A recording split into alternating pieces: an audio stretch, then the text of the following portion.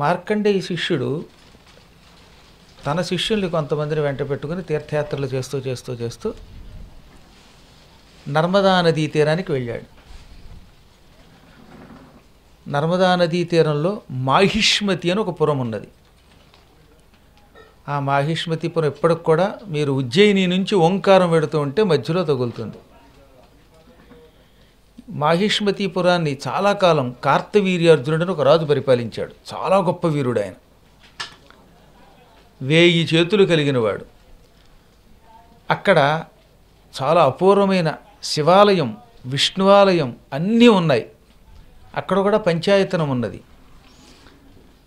ప్రతి వ్యక్తి జీవితంలో అక్కడికి వెళ్ళి ఒక్కసారైనా ఒక రోజు అక్కడ నిద్ర చేయాలని, లేదా మధ్యాహ్నం 12 గంటలకి లేక రాత్రిపూట 7 గంటల నుంచి 8 గంటల మధ్యలో ధ్యానం చేయాలని పురాణవేత్తలు చెప్పారు. అక్కడికి వెళ్ళగానే ఈ శిష్యులకు ఒక అనుమానం వచ్చింది.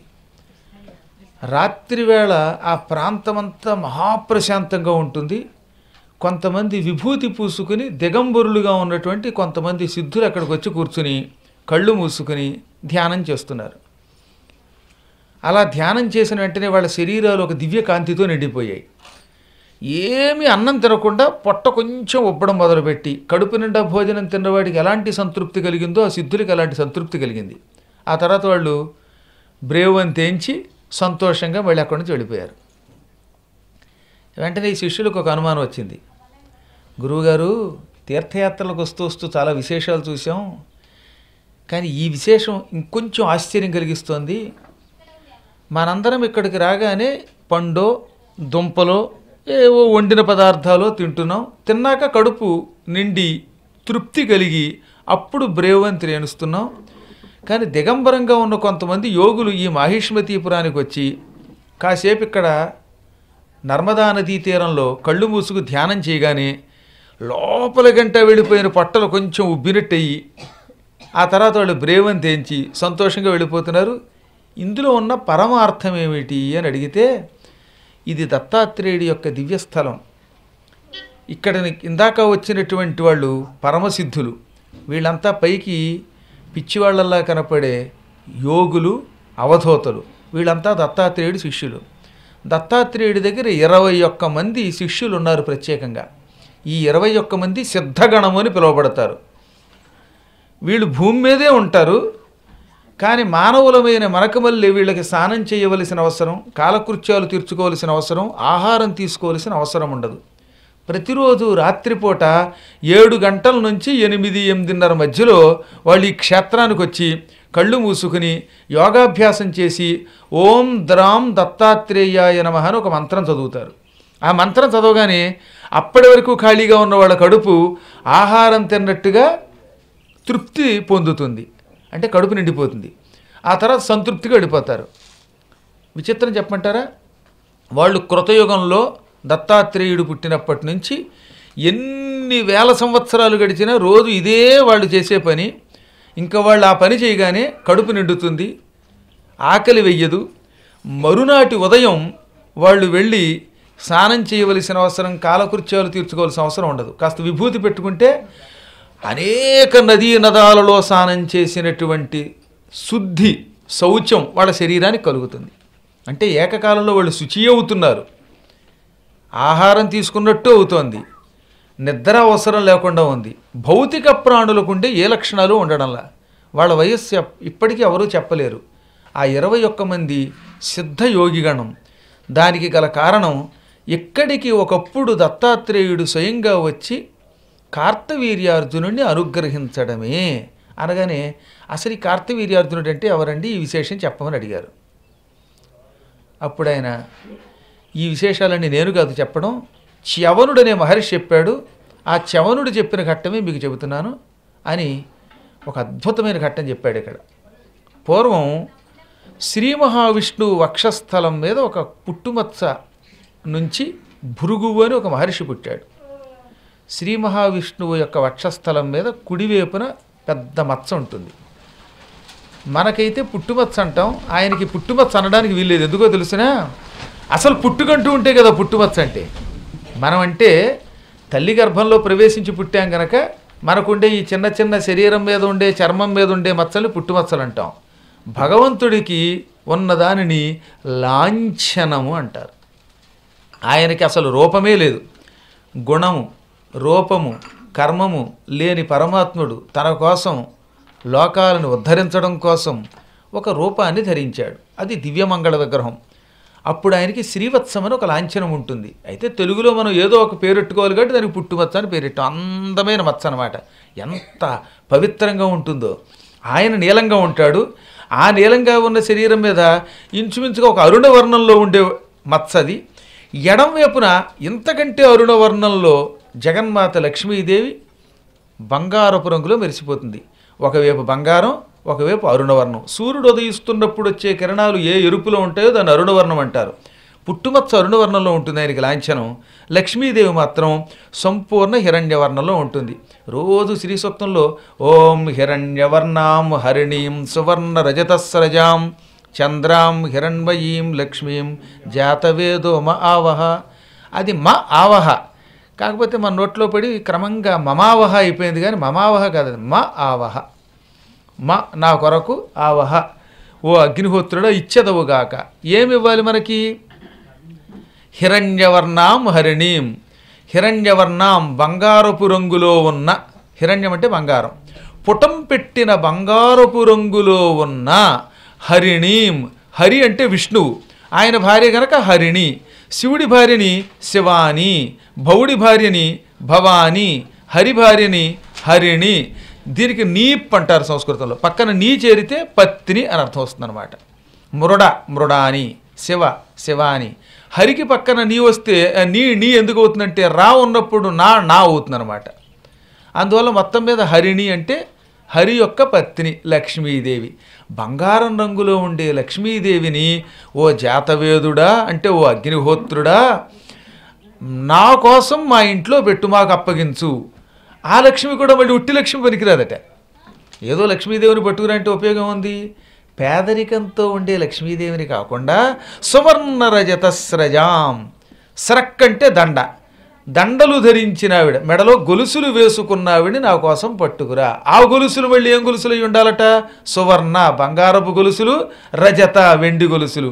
వెండి బంగారపు హారములను ధరించిన లక్ష్మీదేవిని నా కోసం పట్టుకురమ్మని అగ్నిహోత్రుడిని ప్రార్థిస్తున్నాం. శ్రీ సూక్తంలో అంతా అగ్నిహోత్రుడే ప్రార్థించేది. ఒక్క అగ్నిహోత్రుడు మాత్రమే లక్ష్మీదేవిని మన ఇంట్లోకి తీసుకురాగలడు. అందుకే రోజు దీపారాధన చెయ్యాలి. ఎవరు లేవగానే స్నానానంతరం ముందు దీపారాధన చేసి అర్చనలు చేస్తారో వారింట్లో లక్ష్మీదేవి వచ్చి కూర్చుంటుంది.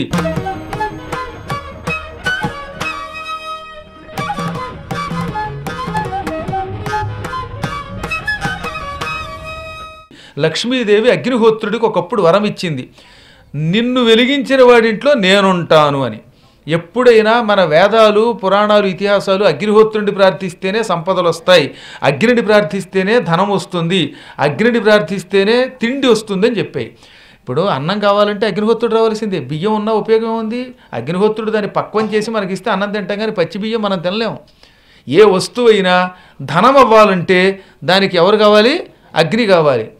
ఇనుముంది, ఉట్టి ఇనుముని మనం ఏం చేసుకుంటాం? అగ్నిలో కాల్చి కత్తిగానో సుత్తిగానో ఇంకో పట్టాగానో ఇలా మైకు గొట్టంగానో మారిస్తే అప్పుడు అది డబ్బు మనకి ఇస్తుంది, కొనుక్కుంటాడు ఎవడన్నా. ఆ అడుగున భూమిలో ఉన్న ఇనుముని మనం ఏం చేసుకోలేము. కూరగాయలు ఉన్నాయి, వాటిని అగ్నిహోత్రుడు పచనం చెయ్యాలి, చక్కగా వంట చేసి మనకు అందిస్తే ఉడకబెట్టిస్తే అప్పుడు తినగలుగుతాం. పచ్చికూరలు ఎల్లకాలం తినలేం, కబుర్లు చెబుతాం, కానీ ఏదో ఒక రోజు 2 రోజులు అంటే సరిపోతుంది. కానీ ప్రతి వస్తువు అగ్నిహోత్రుడి వల్ల మాత్రమే ధనం అవుతుంది.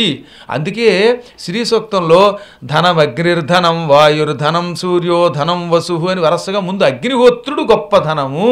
అగ్ని ఒక్కడుంటే ఈ సృష్టిలో సమస్త వస్తువులు మన చేతికి వస్తాయి అని చెప్పారు. ఇంకో రహస్యం ఏంటంటే ఆఖరికి ఈ దౌర్భాగ్యపు శరీరం కూడా ఆ అగ్నిహోత్రుడు లేకపోతే లోకాన్ని నాశనం చేస్తుంది. దీన్ని తగలబెట్టాలంటే వాళ్ళు ఆయన కావాల్సింది. అసలు చెత్త వదిలించుకోవడం పెద్ద కష్టం. కొత్త వస్తువు కొనుక్కోవడం కంటే కొత్తని తెచ్చుకోవడం తేలిక, చెత్తను వదిలించుకోవడం కష్టం. మీరు కావాలంటే అమెరికా వాళ్ళని అడగండి, చెప్తారు. ఓ టీవీ పాడైతే అది తీసుకెళ్ళి వాళ్ళు లేడవడు, అక్కడ నానాయాత్ర పడిపోతారు. ఒక ఇంట్లో టీవీని పాడైపోయిందని బయట పెడితే ఇప్పటికి కూడా 2 ఏళ్లుగా ఆ ఇంటికి వెడుతూనే ఉన్నాను. ప్రతి సంవత్సరం ఆ టీవీని పట్టుకెళ్ళవాడు. అది పట్టుకెళ్ళాలంటే దానికి ఎక్స్ట్రా పే చేయాలట. చూడండి, చెత్త వదిలించుకోవాలంటే ఇప్పుడు మనం అంటే ఇక్కడ వీలుంది కాబట్టి బయట పారేస్తున్నాం రోడ్డు మీద, ఎక్కడ పడితే అక్కడ విడిచిపెడుతున్నాం మన చెత్త. అక్కడ చెత్త విడిచిపెట్టడం చాలా కష్టం. దానికి ఉన్న ఖర్చు కంటే పద్మాగర్ గారి చేత పురాణం చెప్పించుకోవడం తేలిక. దానికి మైకులు తప్ప పెద్ద అవసరం లేదు కనుక, నేను అమాయకుడిని కనుక. ఎందుకు చెబుతున్నానంటే ఈ సృష్టిలో ప్రతి వస్తువుని వదిలించుకోవాలన్న అగ్ని కావాలి, తెచ్చుకోవాలన్న అగ్ని కావాలి. ఆ అగ్నిహోత్రుడు సర్వదేవతా స్వరూపుడు, విష్ణు స్వరూపుడు. అందుకని ఆయననే మన వేదాలన్నీ ప్రార్థిస్తున్నాయి. అందువల్ల అగ్నిహోత్రుడంతటి మహానుభావుడు మరొకడు లేడు. శ్రీ మహావిష్ణువు ఆ అగ్నిహోత్రుడి నుంచి పుట్టిన హిరణ్యవర్ణయైన లక్ష్మీదేవిని ఎడంవేపున కుడివేపునేమో అరుణవర్ణంలో ఉండేటటువంటి శ్రీవత్సమనే లాంఛనాన్ని ధరించి లోకాన్ని ఉద్ధరిస్తున్నాడు, రూపం ధరించాడు. ఒకసారి ఆయనని ఎంతో ప్రేమతో లక్ష్మీదేవి పాదాలు ఒత్తుతూ, స్వామి మిమ్మల్ని నేను ఎప్పుడు విడిచిపెట్టకుండా ఉండాలని నా కోరికండి అంది. ఈ లోకంలో ఏ భార్యాభర్తలైనా ఎంత ఐకమత్యంతో ఉండేవాళ్ళైనా ఏదో ఒక సమయంలో ఒకళ్ళొకళ్ళు విడిచిపెడతారు. శాశ్వతంగా కలిసి ఉండే దంపతులు లేరు. కానీ మనం అలా కాకుండా ఎప్పుడు విడిచిపెట్టకుండా ఒకరినొకరు ఉందామండి అంది ఆవిడ. విష్ణు చిరునవ్వు నవ్వాడు. ఆయన నవ్వాడంటే ఏదో అంతరార్థం ఉంటుందండి. మహాత్ములు నవ్వారు అంటే దాని వెనక గొప్ప ఘట్టం ఏదో ఉంటుందన్నమాట. అదేమిటండి, ఎప్పుడూ విడిచిపెట్టకుండా ఉండాలంటే నవ్వుతారు అంది ఆమె.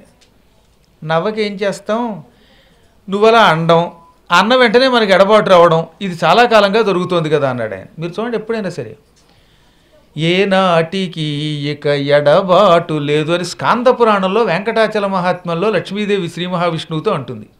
స్కాంద పురాణంలో ప్రత్యేకంగా వెంకటాచల మహాత్మ్యం పెద్ద ఘట్టం. అందులో లక్ష్మీదేవి మన ఇద్దరికీ ఎడబాటు లేదు అనగానే భృగు మహర్షి వచ్చాడు, వక్షస్థలం మీద తన్నాడు, ఇద్దరు విడిపోయారు. దాంతో వెంకటేశ్వరుడిగా దిగి రావాల్సి వచ్చింది. ఏ మాట అయినా సరే ఆవిడ ఒక్కసారి మనం విడిచిపెట్టకుండా కలిసే ఉండాలని అన్నదా, ఆ మరుక్షణమే రామావతారం మళ్ళీ సీత, కృష్ణావతారం మళ్ళీ రుక్మిణి, ఇంకో నరసింహావతారం చెంచులక్ష్మి. ఇలాగా ఇద్దరు విడిపోక తప్పడంలా. కాకపోతే మన ఎడబాటుకి వాళ్ళ ఎడబాట్లకి తేడా ఉంటాయి. మనం ఒకసారి శరీరాలు విడిచిపెడితే మళ్ళీ ఈ జీవితంలో ఆ జీవుడు ఈ జీవుడు కలుస్తాడో, కలిసినా ఈ గుర్తులు ఉంటాయో లేదో తెలియదు. కానీ పరమాత్మ ఆవిడ ప్రకృతి కనుక వాళ్ళు ఏ అవతారంలోనో ఒకరినొకరు గుర్తించుకుంటూ లోకాలు రక్షిస్తారు. ఏదో లోకరక్షణ చేయాలనుకుంటాడు ఆయన. ఆ లీల ఉన్నప్పుడే అలా నవ్వి, నువ్వు నన్ను ఎడబాసి ఉండకుండా ఉండాలన్నమాట నిజమే, కానీ శరీరముతో అప్పుడప్పుడు ఎడబాటు వస్తుంది మనకి. అయినా నీకు నాకు ఎప్పటికీ ఎడబాటు ఉండదు. ఎందుకంటే లక్ష్మీదేవి అంటే నిత్యానపాయిని, లక్ష్మీ నిత్యానపాయిని. అపాయిని అంటే విడిచిపెట్టునది, అనపాయిని అంటే విడిచిపెట్టనిది, నిత్య అనపాయిని అంటే ఎప్పుడూ విడిచిపెట్టనిది. ఏనాడు లక్ష్మీదేవి ఆయన్ను విడిచిపెట్టి ఉండదు. నేను ఎక్కడున్నా నువ్వు నాతో ఉంటావు అన్నాడు ఆయన. ఇలా అన్న కాసేపటికి క్షీర సముద్రంలో ఒక ఆశ్చర్యకరమైన సంఘటన జరిగింది. మంచి తెల్లని పాలకడలిలో ఉన్నటువంటి కెరటాల పైకి లేస్తున్నాయి. ఆ కెరటాల మధ్యలో ఒక అద్భుతమైన గుర్రం కనబడింది. ఆ గుర్రం మీదెక్కి బంగారపు రంగులో ఉన్న ఒక రౌతు మహావేగంగా వస్తున్నాడు. ఆ కుర్రవాడి పేరు రేవంతుడు. పూర్వం సముద్రం చిలికినప్పుడు, ఇప్పుడు మీరు క్షీరసాగర మదనగట్టు వింటున్నారు కదా రోజు ఆయన ద్వారా, ఆ శ్రద్ధగా వినండి. పాల సముద్రం చిలుకుతున్నప్పుడు లక్ష్మీదేవి కంటే ముందు ఒక ఆయన పుట్టుకొచ్చాడు. ఆయనకి రేవంత్ అని పేరు. గుర్రపు రౌతు అని అర్థం రేవంతుడు అనే శబ్దమునకు. పాల సముద్రంలోంచి బంగారపు రంగులో ఉండే గుర్రం మీద బంగారపు రంగులో ఉండే ఒక ఆయన పుట్టుకొచ్చాడనమాట. ఆయనే రేవంతుడు అన్నమాట. ఆయన లక్ష్మీదేవి కంటే కొంచెం ముందు పుట్టాడు కనుక పాలసముద్ర మథనంలో ముందు ఆయన పుట్టాక లక్ష్మి పుట్టింది కనుక లక్ష్మీదేవికి సోదరుడు అన్నగారు అయ్యాడు ఆయన. చాలా కాలం అయ్యింది, మా సోదరిని చూద్దాం అని ఆయన సూర్యలోకం నుంచి భూమి మీదకి దిగొచ్చాడు. క్షీర సముద్రం దగ్గరికి దిగొచ్చాడు. సూర్యలోకంలో సూర్యభగవానుడి దగ్గర ఉంటూ ఉంటాడు ఆయన ఎక్కువగా. ఆయన్ని చూడగానే లక్ష్మీదేవికి ఎంత కాదనుకున్నా మా పుట్టింటివాడు వచ్చాడు, సోదరుడు వచ్చాడని వ్యామోహంతో అటు చూసింది. ఎన్ని చెప్పండి, సహజంగా స్త్రీలకి సోదరులు అంటే కొంచెం అభిమానం ఎక్కువ ఉంటుంది, అందులో పుట్టింటి వారంటే ఎక్కువ అభిమానం ఉంటుందని నేను చెప్పలేస్తామా, వేదవ్యాసులు వారు పద్మపురాణంలోనూ దేవి భాగవతంలో చెప్పారు. వాళ్ళు నా మీద పడకండి. భర్త గారు కొన్ని లక్షలు పెట్టి మంచి అద్భుతమైన పట్టుచీర కొనుక్కొచ్చినప్పటికీ పుట్టింటిలో నుంచి ఎప్పుడో ఒక జాకెట్ పీస్ ఇస్తే, మా పుట్టింటి వారు పెట్టారండి జాకెట్ పీస్ అని చెప్పుకోకపోతే వాళ్ళకి పీస్ ఉండదని చెప్పారు ఆయన. అంచేత నాకు నిజమో కాదో మీకే తెలియాలి, కానీ మొత్తం మీద సహజంగా పుట్టింటి వారి దగ్గర నుంచి ఏదైనా వస్తే అదొక సంతృప్తి. నేను చూస్తూనే ఉంటాను కదా, చాలా చోట్ల చూస్తూ ఉంటాను. మా సోదరీమణే ఉంది, నేను ఎప్పుడైనా పట్టుకెళ్ళి ఏదైనా ఇచ్చాను అనుకోండి, ఎంత ఆనందం వచ్చేస్తుందో. చూసారా, ఇచ్చాడు మా brother, he is not bad weather అంటుంది. చాలా గొప్పగా ఆనందం, అదొక సంతోషం అన్నమాట. సాక్షాత్తు శ్రీమన్నారాయణుని పత్ని అయినటువంటి లక్ష్మీదేవి కూడా సోదరుడి వరస అయ్యేటటువంటి రేవంతుడు రాగానే అతన్ని చూచి, ఆహా ఎంతకాలానికి వచ్చాడు మా సోదరుడు అని అటుకేసి చూసింది. ఆ సమయంలో విష్ణుమూర్తి లక్ష్మి అని పిలిచాడు. అబ్బే, అసలు ఆయనకేసి చూడలేదు ఆవిడ. లక్ష్మి లక్ష్మి నేను పిలుస్తున్నా, సోదరా సోదరా అని ఈవిడ అట్టే చూస్తోంది. మళ్ళీ లక్ష్మి అన్నాడు ఈయన, లక్ష్య పెట్టలేదు ఆమె. మళ్ళీ లక్ష్మి అన్నాడు విష్ణువు, ఆవిడ అటే చూస్తూ ఉంది. దాంతో కోపం వచ్చింది స్వామికి.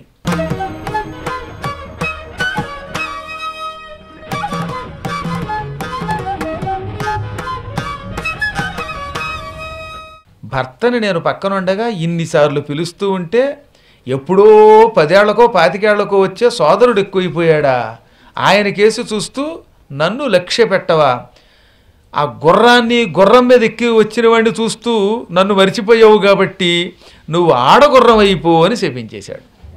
బడబా భవా, ఆడగుర్రం అయిపో అని శపించాడు. ఇందాక ఆవిడ ఏమంది, మన ఇద్దరం ఎప్పుడు విడిపోకూడదంటే అన్న పావు గంట తిరగలేదు, శాపం. ఏ క్షణంలో ఏం జరుగుతుందో ఎప్పుడు ఎవరికి ఏమీ తెలియదు. అందుకే అనుక్షణం పరమాత్మ, ఈ గడిచిన క్షణమే నాది, రాబోయేది నాది అవునో కదో తెలియదు అనుకోవాలట. చాలా కాలం క్రితం ఒక ఆవిడ, గురువుగారు రేపు మీతో పాటు కాశీ వద్దామనుకుంటున్నానండి, రిజర్వేషన్కి ఇప్పుడే మా అబ్బాయిని పంపానండి అంది. నవ్వాను. పావు గంటలో ఆవిడ ఇంటికి వెళ్ళి చచ్చిపోయింది. రిజర్వేషన్ దేవుడు టికెట్ తీసేసుకున్నాడు ఆయన, అదో దండగ. మళ్ళీ వాళ్ళ అబ్బాయి ఏడ్చింది ఏమిటో తెలుసునా, ఓ పావు గంట అయ్యాక ఆయన టికెట్ పట్టుకు ఇంటికి వెళ్ళేసరికి ఆవిడ చచ్చిపోయింది. అమ్మ చచ్చిపోయిందని కాదు, అమ్మ చచ్చిపోయింది టికెట్ వేస్ట్ అయిపోయింది అంటాడు. టికెట్ క్యాన్సిల్ చేస్తే 40 రూపాయలు పోయాయి. అప్పుడు 40 రూపాయలు పోతున్నాయి అనవసరంగా, ఇది ఏదో ఒక పావు గంట ముందు తెలిస్తే ఈ టికెట్ చేసేవాడు కదంటాడు ఏమిటండి ఆయన. నాకు ఇలాంటి వాళ్ళు కూడా తగులుతున్నారు అప్పుడప్పుడు. ఏం చేస్తాం, తల్లిపోయిందనే బాధ ఉందో లేదో అది పక్కన పెడితే, అర్రెర్రే ఈ పోయేది ఏదో పావు గంట క్రితం తెలుసుంటే ఈ టికెట్ చేసేవాడిని కాదు, క్యాన్సిలేషన్ ఫీజు కలిసి వచ్చేది కదా అనుకుంటారంటే, ఆహా మనుష్యులారా, మాతృమూర్తి పోయిందనే వేదన లేక టికెట్ పోయిందనే వేదన, ఆవిడ టికెట్ ఉచ్చుకుందనే దానికంటే ఈ టికెట్ వ్యర్థం అవుతుందనే వేదన వస్తుంది. కలియుగ మానవుల యొక్క లక్షణం ఇలా ఉంటుంది. అలాగని అతడు తల్లి అంటే ప్రేమ లేనివాడు కాదు, మానవ సహజమైన వ్యాపార దృక్పథము అంటారన్నమాట దీన్ని. ఇందులో నుంచి బయటపడడమే జ్ఞానము. అన్నిటికీ లాభ నష్టాలు వేరీ చేసుకుంటే ఎక్కడవుతాయి? ఇది లాభం, ఇది నష్టం అని మనకేం తెలుసు? కాబట్టి ఈ క్షణం గడిచిందే మన క్షణం. రేపు గురువుగారితో కాశీ పెడతాను, మార్చి 13వ తారీఖు నాడు గురవాయూరు పెడతాను, నేను కాశీలో అపార్ట్మెంట్ కొనుక్కున్నాను కనుక అక్కడే వెళ్ళిపోతాను, ఇవన్నీ భ్రమలో. నువ్వు ఎక్కడికి వెళ్ళాలో, ఏ క్షణంలో ఏం జరగాలో వాడు రాసి పెట్టాడు. ఆ రాసి పెట్టిన దాన్ని ఒక్క గురువులు మాత్రమే ఆశీర్వదిస్తే మాత్రం మీకు సక్రమంగా జరుగుతుంది. అందుకే ఎక్కడికి వెళ్ళే ముందైనా జ్ఞానులు ముందు గురువులకి ఒక విషయం చెబుతారనమాట, రేపు ఈ పని చేద్దాం అనుకుంటున్నాం, మీరు ఆశీర్వదించండి మనస్ఫూర్తిగానని. గురుకటాక్షం ఉంటే ఒక్కొక్కప్పుడు నుదుటి రాత కూడా మారుతుంది. ఆ విషయాన్ని దాదాపు 18 పురాణాల్లోనూ ఎన్నో పర్యాయాలు చెప్పారు. అదో పక్కన పెడితే, మనిద్దరం విడిపోకూడదనుకున్న జగన్మాత లక్ష్మీదేవిని బడబా భవా, ఆడుగుర్రం వైపు అని శపించాడు విష్ణువు. ఆ శాపానికి వీడు ఉలిక్కిపడి ఆయనకేసి తిరిగి, ఎంత అన్యాయంగా శాపం పెట్టావు స్వామి, నేను ఒక్క క్షణం నిన్ను విడిచిపెట్టి ఉండలేను, అటువంటి నన్ను తాత్కాలికోద్రేకంతో శాపం పెట్టేశావు. నేను చూసింది ఎవరిని? సోదరుండే కదా. ఆ సోదరుడు చాలా కాలం తర్వాత వచ్చాడనేటటువంటి వెర్రిలో పడి నువ్వు పిలిస్తే పలకలేకపోయాను. ఈ మాత్రానికి అలిగితేలాగా? రేపటి నుంచి ప్రజలు ఏమనుకుంటారు? విష్ణువు తన భార్య పలకపోతే శాపం పెట్టాడు, కాబట్టి నా భార్య నా మాట వినకపోతే నేను ఇంకోటి ఏదో చెయ్యాలండి ప్రజలు ఏమన్నా అనుకుంటే అది ఎంత ప్రమాదం. ఇప్పుడు ఒక ఆయన కాఫీ అని పిలిచాడు, కాఫీ ఇవ్వకపోతే పెళ్ళానికి విడాకులు ఇచ్చేస్తాడేమో నిన్ను ఆదర్శంగా తీసుకుని. అది ఎంత తప్పుడు సందేశం ఇస్తుంది స్వామి అంటే చిరునవ్వు నవ్వాయన. నేను నిన్ను శాపం పెట్టడం వెనక అతను కారణం ఉన్నది. ఈ లోకానికి ఒక గొప్ప అవధూత అందాలి, ఆ అవధూతకి కొందరు శిష్యులు తయారవ్వాలి, తద్వారా లోకంలో ధ్యాన మార్గం అవధూత మార్గం వ్యాప్తి చెందాలి. అందుకోసం తప్ప తాత్కాలికోద్రేకంతో శపించలేదు. తొందరలో నీకు శాప విముక్తి అవుతుంది. నీవు నా ద్వారా గుర్రం రూపంలో ఉన్నప్పుడు గర్భం ధరించి పిల్లవాడిని కనగానే నీకు తిరిగి లక్ష్మీ రూపం వస్తుంది. ప్రస్తుతం భూలోకానికి పో అన్నాడు. వెంటనే ఆవిడ అశ్వనీ రూపం ధరించి ఉత్తర కురుభూములకు వెళ్ళిపోయింది. అక్కడికి వెళ్ళి ముట్టె పైకెత్తి వెనక కాళ్ళు నేలకి చేర్చి ముందు కాళ్ళు ఇలా నిటారుగా పెట్టి ఓం నమశివాయ అనే పంచాక్షరి మంత్ర జపం చేసింది, ప్రణవ పంచాక్షరి. ఆ మహాతపస్సుకు మెచ్చుకుని శివుడు ప్రత్యక్షమయ్యాడు.